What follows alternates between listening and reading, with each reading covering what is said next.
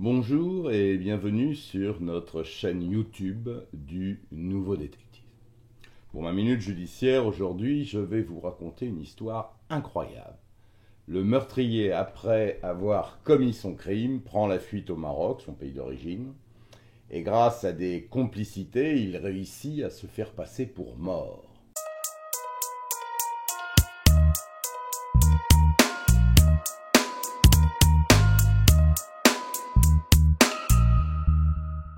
Les faits remontent au 27 mars 2011.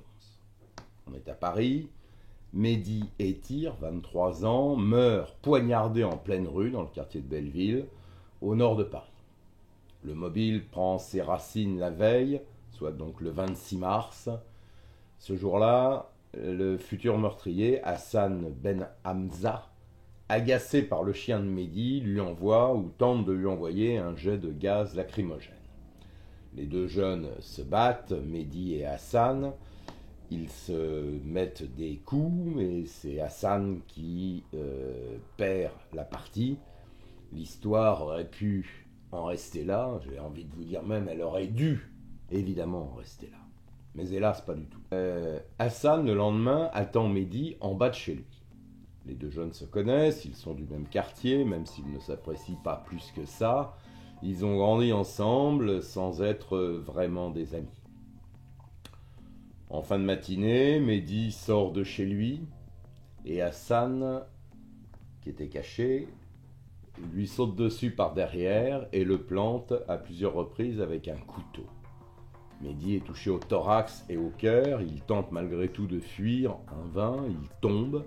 Hassan s'acharne sur lui, saute à pieds joints sur la tête du malheureux jeune homme qui se vide de son sang sur le trottoir. Tout est allé très vite.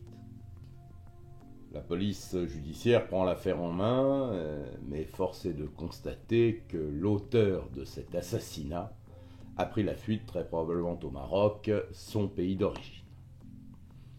Un mandat international est délivré par des magistrats et l'enquête piétine. Les relations avec les autorités marocaines ont toujours été compliquées avec les policiers français. 3 mois après les faits, un proche d'Hassan dépose à la police judiciaire un certificat de décès. La famille d'Hassan, principalement sa mère et ses frères, sont bien évidemment entendus et donnent à peu près tous la même version, celle de dire que Hassan, rongé par le remords, se serait finalement suicidé par overdose. Et il serait enterré dans un petit cimetière qui a cette particularité d'être un peu inaccessible parce que en permanence il est inondé. La mère d'Hassan, lors de son audition, décrit par le menu la cérémonie à la demande des policiers. Elle pleure beaucoup, elle pleure souvent et semble presque émouvante. Évidemment, la police judiciaire ne va pas se contenter de ce document et de ces quelques auditions. Ils ont un doute, et un sérieux doute, et donc ils vont placer des écoutes téléphoniques sur les lignes des proches de ce jeune homme en cavale. Et les policiers interceptent une communication assez surprenante où la mère parle à un jeune homme, et ce jeune homme, avec les reconnaissances vocales dont on pouvait déjà disposer à l'époque, n'est autre qu'Hassan. La conversation est évidemment enregistrée, la mère et le fils ne se méfient pas. Entre-temps, la police judiciaire avait demandé aussi l'authentification du certificat de décès auprès des autorités marocaines, et le retour fait qu'il s'avère être un faux. Donc la mère d'Hassan est convoquée, placée en garde à vue, et le policier lui demande de raconter une nouvelle fois la cérémonie d'enterrement. La maman s'applique, se concentre et redonne une version de cette journée terrible pour elle, tout en pleurant toutes les larmes de son corps. Puis le policier lui impose alors d'écouter l'interception téléphonique où on entend cette fameuse conversation entre la mère et Hassan, qui est censé donc être mort. Curieuse ambiance dans ce petit bureau de la police judiciaire, et là, la mère comprend qu'elle a perdu la partie et finit par reconnaître que tout est faux. En réalité, le père d'Hassan était policier au Maroc, ce qui explique sans doute qu'il a pu facilement se procurer des faux documents pour faire croire à la mort de son propre fils. Hassan a pris la fuite vers son pays d'origine tout de suite après son geste criminel, aidé très certainement par des membres de sa famille qui l'ont exfiltré. Et sur place, Hassan est protégé, il vit dans une ferme, a priori sans eau, sans électricité. Le temps passe et il est à un moment persuadé que le coup de son faux enterrement ou de son enterrement bidon a fonctionné et qu'il va pouvoir continuer sa vie tranquillement. Erreur. Inès, la sœur aînée de Mehdi, remue ciel et terre.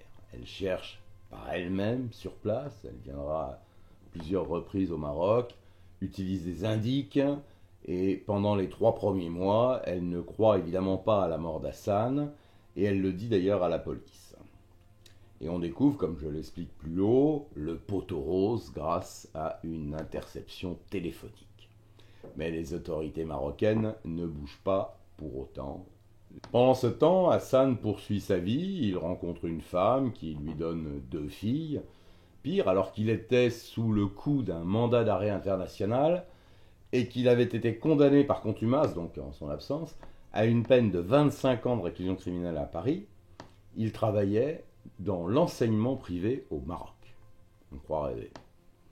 J'ajoute qu'il n'est pas extradable puisqu'il est de nationalité marocaine et que ce pays, comme beaucoup d'ailleurs, n'extrade pas ses ressortissants. Finalement, pour des raisons que j'ignore, la police marocaine finit par se réveiller et arrête Hassan en juin 2023, soit 12 ans après les faits. Il est alors incarcéré au Maroc et ce 21 mai, la justice marocaine l'a condamné à une peine de 20 ans de prison, 20 ans de réclusion. Son avocat a du reste fait savoir qu'il interjetait appel de cette décision, ce qui veut dire qu'il y aura probablement dans quelques mois un autre procès. C'est un peu le même système qu'en France. Ce procès, ce résultat, ne donne évidemment pas satisfaction à la famille de Mehdi, qui attend toujours des explications qui ne viendront probablement jamais. Voilà, c'était ma minute judiciaire. Sachez que désormais, vous pouvez retrouver toutes ces vidéos sur la nouvelle application mobile Le Nouveau Détective. Tous les magazines et les enquêtes de nos reporters et de la rédaction y sont aussi. Je vous dis à la semaine prochaine sur notre chaîne YouTube ou directement sur la nouvelle application.